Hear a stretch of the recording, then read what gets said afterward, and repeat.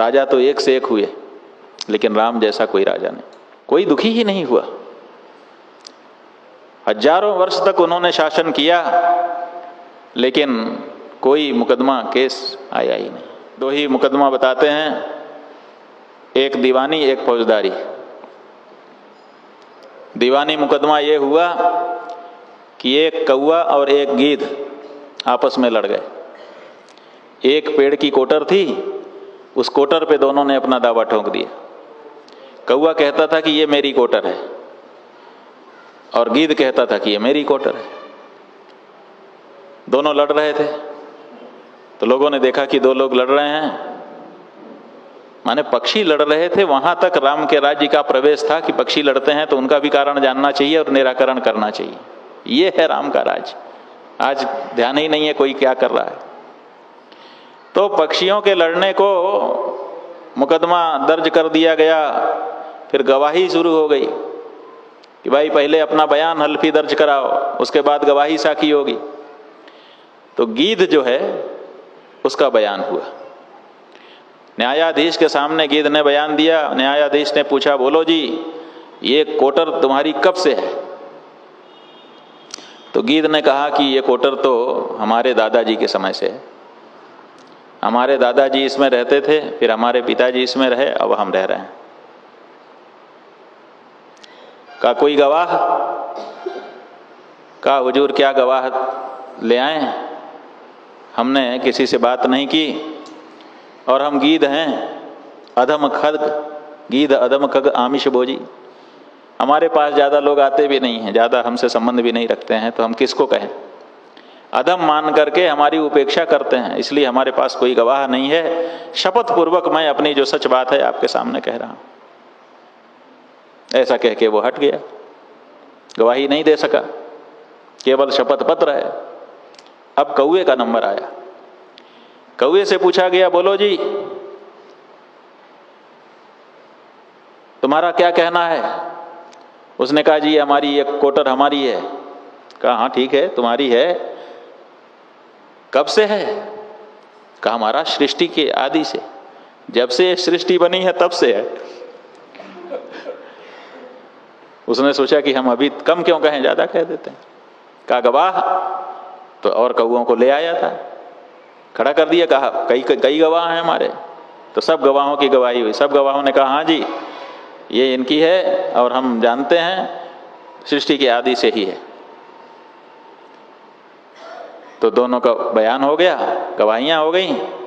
फिर राम जी ने पेड़ का विश्लेषण कराया कि पेड़ का विश्लेषण करो कि ये कब से है। अगर ये सृष्टि के आदि से है तब कौवे की बात में हम लोग ज़्यादा विचार करेंगे, और अगर सृष्टि के आदि से नहीं है, कुछ 100 वर्षों का है, तो 3 पीढ़ी वाली बात सही हो जाएगी। तो जब पेड़ का विश्लेषण विशेषज्ञों से कराया गया तो पता चला कि 100-150 वर्षों का वो पेड़ था, इससे ज़्यादा पुराना नहीं था। और उसमें कोटर तो बहुत बाद में बनी थी, जब बहुत पुराना हो गया तब उसमें कोटर बनी। तो विश्लेषण की आख्या आ गई, वो सामने रख दिया। न्यायाधीश ने निर्णय कर दिया कि गवाहों के बयान, प्रमाणों को उपलब्ध जांचा गया और जांच करके यह निर्णय किया जाता है कि ये कोटर गीध की है, और कौवा को झूठी गवाही देने के लिए और झूठा हलफनामा देने के लिए सजा दी जाती है। तो कहते हैं कि सजा के तौर पर एक नयन करी तजा भवानी। एक तो ये दीवानी मुकदमा आया था, केवल एक, इतने 1000 वर्षों में। और एक फौजदारी का मुकदमा आया था। वो फौजदारी का मुकदमा क्या था कि एक महात्मा जी थे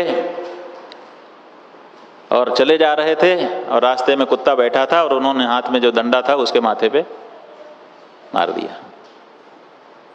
कुत्ता भागा, पहुंच गया राम जी के महल के सामने और वहीं से बोला, हमको न्याय चाहिए।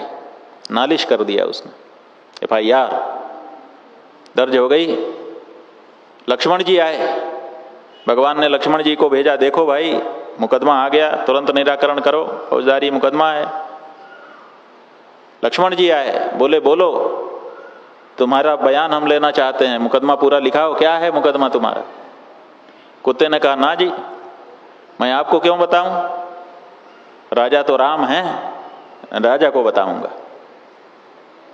उन्होंने कहा उन्होंने हमको नियुक्त किया है। कहा नहीं, नियुक्त के नहीं, हमको डायरेक्ट बताना है, राम ही हमारा निर्णय करेंगे, दूसरा कोई नहीं करेगा। लक्ष्मण जी लौट करके राम जी के पास गए कि कुत्ता जो है वो अपना शिकायत बता नहीं रहा है।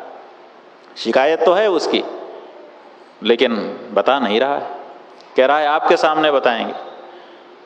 राम जी ने कहा कोई बात नहीं, ले आओ हमारे सामने, हम सुनेंगे उसका मुकदमा।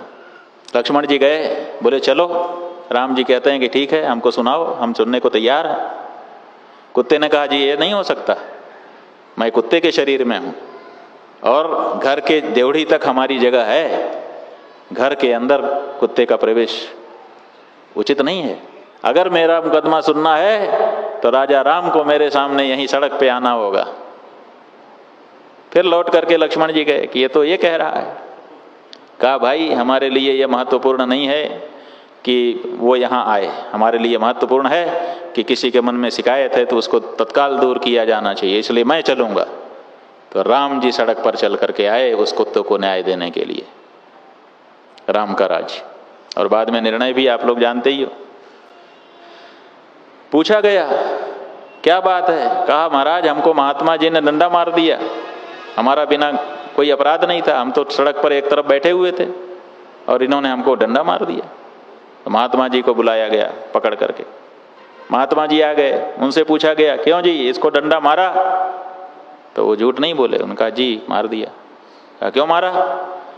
कहा कि मैंने सोचा कि ये कुत्ता है, कहीं ऐसा ना हो कि उठ करके दौड़ पड़े और हमको काट ले, तो डर गए हम, संभावना में हमने मार दिया कि इससे हमको क्षति पहुंच सकती है, ऐसी संभावना हमारे मन में आई और इसीलिए हमने मार दिया कि ये दूर हो जाए।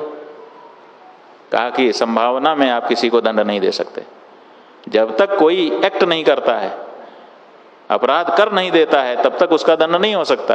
आप किसी को अपने मन में कल्पना कर लें कि इससे हमको क्षति पहुंचेगी और क्षति का दंड दे दें प्रत्यक्ष, ये उचित नहीं है। इसलिए आपको अपराध का बोध है? महात्मा जी ने कहा जी बिल्कुल मुझको बोध है, ये मुझे नहीं करना चाहिए था। कहा ठीक है, तो अब आगे जरूरत नहीं है, क्योंकि अपराधी ने अपना अपराध स्वीकार कर लिया, तुम्हारी भी शिकायत स्पष्ट हो गई, अब दंड का अवसर है। कहा हाँ महाराज जरूर दंड दीजिए, क्योंकि अपराधी को दंड जब नहीं दिया जाता है तो अपराध बढ़ने लग जाता है, उसका मन बढ़ जाता है। इसलिए जो नहीं दंड करम खल तोरा, भ्रष्ट होई श्रुति मार्ग मोरा। दंड देना भी धर्म का पालन है। अगर दंड नहीं देंगे तो क्या हो जाएगा? मनमानापन बढ़ जाएगा, और मनमानापन बढ़ेगा तो फिर सब धर्म का मार्ग समाप्त हो जाएगा, समाज अव्यवस्थित हो जाएगा, अराजकता हो जाएगी। इसलिए दंड देना भी धर्म है राजा के लिए। तो राजा ने कहा हम दंड देंगे, लेकिन चूंकि ये जो अपराध करने वाले महात्मा जी हैं, इन्होंने स्वयं स्पष्टता के साथ अपना अपराध स्वीकार किया है, इसलिए इतना इनको छूट है कि इनका जो दंड है वो तुम ही सुना दो, हम क्यों सुनाएं, क्योंकि तुम्हारे मन में संतोष होना चाहिए। तो कुत्ते ने कहा कि ठीक है महाराज, इनको दंड हम देते हैं, इनको अमुक अमुक मठ जो है उसका मठाधीश बना दिया जाए। भगवान ने कहा ठीक है। हाथी बुलाया गया, हाथी के ऊपर महात्मा जी को बैठा दिया गया, बैठा करके उनको मठ में पहुंचा करके वहां महंती दे दी गई। अब इसकी बड़ा प्रचार हो गया जनता में कि एक महात्मा जी ने कुत्ते को लाठी बिना अपराध के मार दी। मुकदमा राम जी के पास गया और राम जी ने कुत्ते से ही दंड पूछा। कुत्ते ने कहा कि इनको महंत बना दो, और महंत बना दिया गया। लोग कहने लगे कि ये कैसा दंड है, ये तो पुरस्कार है, ये दंड कैसे हो गया? कुत्ते ने कह दिया कोई बात नहीं है, कुत्ता था, राम जी ने इसको कैसे स्वीकार कर लिया?